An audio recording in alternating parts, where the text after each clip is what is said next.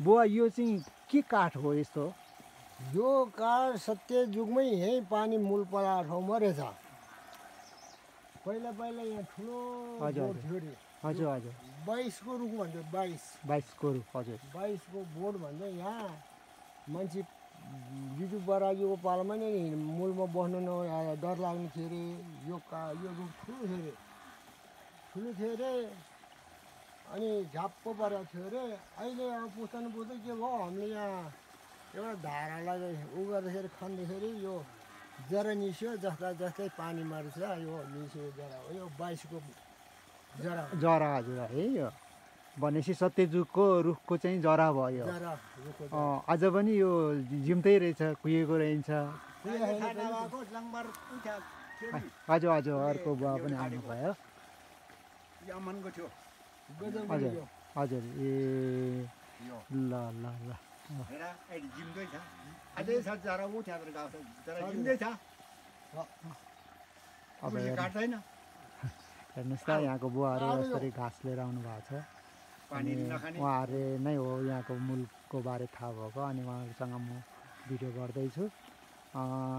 यहाँ त यो माथि उम्लेर आएको मात्रै छ नि। यहाँ पोखरी छ फेरि त्यो त्यो पनि भनिदिनु न बुवा अलिकति है। यहाँ भित्र पोखरी छ है? पोखरी छ। अनि यहाँ चाहिँ अहिले छोपेको भएर होइन? यहाँबाट हजुर पोखरी अनि यो उम्लेर आएको मात्रै हो। माथि पोखरीबाट उम्लेको मूल हो यो। अनि यो उम्लेर आएको त्यहाँ त पोखरी छ नि। पोखरी छ।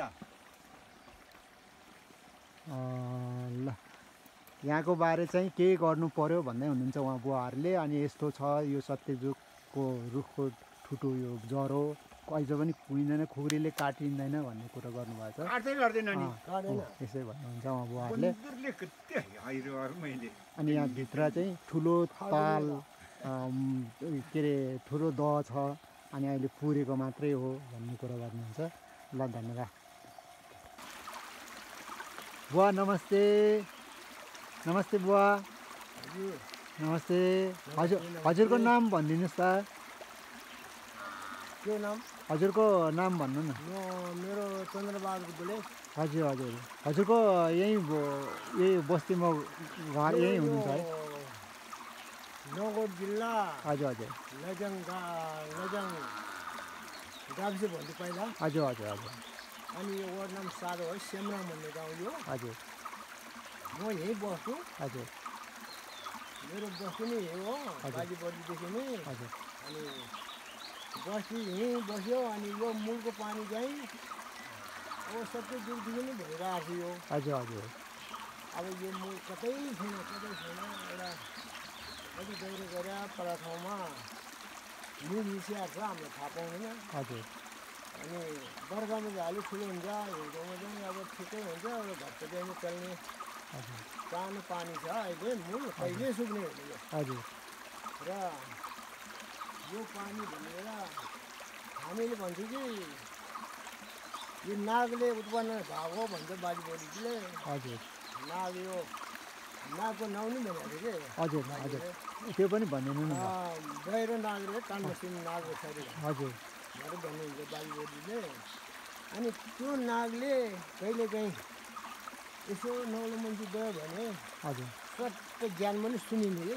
ओहो त्यस्तो सुनिने नाग छ यहाँ। अनि यसो जाने सुन्ने ढुवासित गरेर छोड्छ हजुर यो नागले, छोड्छ। अनि एकदम धुनिलो नाग छ यहाँ। हजुर कहिले यो पानी मुख सुक्ने पनि होइन।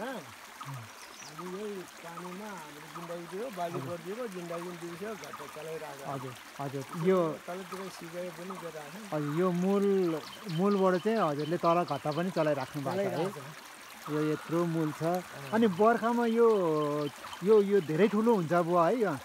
हुन्छ यो मूल हिउँदोमा यो भन्दा चाहिँ घटिन्न, यो भन्दा चाहिँ घटिन्न। अब यत्रै मूल छ है, यत्रो मूल बगिरहेछ। अनि हजुरहरूले यहाँ चाहिँ अब बनाउन के मन्दिर अब धाराहरू अब त्यस्तो बनाउने के गर्नु पहल गर्नु भएको छैन है? छैन, मन्दिर थियो। अब भनौँ नेता गराउनेहरूले अब गरिदिँदैन भन्ने मात्रै हो, गर्दैन। अब यहाँ एउटा नाकको भैरवनाथको एउटा मन्दिर बनाउनु इच्छा थियो, हजुर हजुर इच्छा थियो। अब हजुर। भनेर आउनुसँग अब हैसियत पनि अहिले ठिकै छ, हजुर हजुर हजुर आफूले गरौँ भन्ने नसक्ने, त्यही भएर अब कसले गर्छ र यहाँ हजुर। गर्ने मान्छे छैन।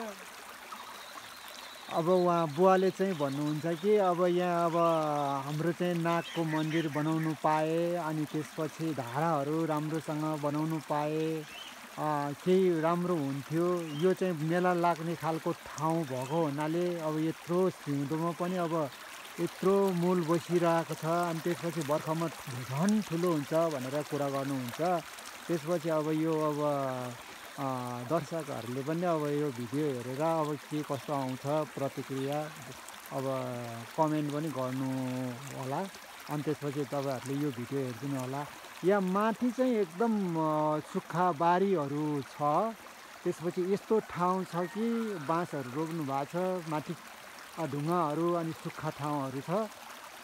यहाँ चाहिँ अचम्मको एउटा मूल सत्ययुगदेखि नै रहेछ। त्यही भएर मैले तपाईँहरूलाई भिडियोमा पहिला पनि भनेको थिएँ म केही कुरो देखाउँछु हजुरहरूलाई भनेर। अहिले उहाँ बुवाले भन्नुभयो अब यहाँ मन्दिर बनाउनु पाए, धारा बनाउनु पाए कति राम्रो हुन्थ्यो। यहाँ नागको नाम चाहिँ बहिरो नाग भनेर उहाँहरूले प्रशंसा गर्नुभयो। अब फेरि यसको भिडियो फेरि पछि पनि आउनेछ। अहिले चाहिँ छोटकारीमा मैले भिडियो यो बनाउँदैछु। यसको चाहिँ संरक्षण गर्नु पर्यो भन्दै हुनुहुन्छ बुवाले, होइन त बुवा? त्यही हो कुरो त। हजुर हजुर जसले राम्रो गर्नु पाए राम्रो हुँदै भन्ने चाहिँ इच्छा हामीहरूले परेको छु। हजुर हजुर गराउनु पाए हुन्थ्यो भन्ने चाहिँ मनमा लागिरहेको छ। हजुर हजुर यो यहाँ चाहिँ यस्तो दमाट छ ठाउँ, अनि यसरी मूल कला छ यस्तो ठाउँमा। उहाँ पनि त्यहाँ बसिरहनु भएको छ। यहाँ केही गर्नु पाए हुन्थ्यो भन्ने खालको कुरा गर्नुभएको छ उहाँ बुवाले। अब यो मूलको लागि चाहिँ अब यो भिडियो मार्फत चाहिँ दर्शकहरूले के कस्तो राख्नुहुन्छ कुरा। म फेरि अर्को भिडियो पनि बनाउने छु यो मूलको बारेमा।